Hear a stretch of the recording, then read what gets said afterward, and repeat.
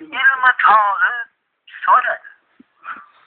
Ustoz, elektr toki bilan quyoshning farqi nimadadir? Ustoz javob berdi. Hey bachchag'ar to'poy, shuniyam bilmaysanmi? Elektr toki pulg'a, aqchaga nur sochadir. Quyosh esa tekinga nur sochadir. Shogird yana so'radi. Ustoz, elektr toki nimalardan o'tmaydi? Zaybal bo'lgan ustoz javob berdi. Hey, bordingki bachchag'ar, shuni ham bilmaysanmi to'poy? Bilmasang bilib qo'y.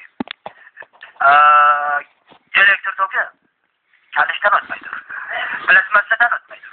Yana chekka qishloqlardan o'tmaydi. Ilmi talib yana bir bor so'radi. Ustoz, mayitni tobutga solib olib ketayotganda qaysi tomonda bo'lish zarur? O'ng tomondami yo so'l tomondami? Ustoz javob berdi. Hey birodar, xohlasang o'ngida bo'l, xohlasang so'ngida bo'l. Lekin aslo tobutning ichida bo'lmag'in.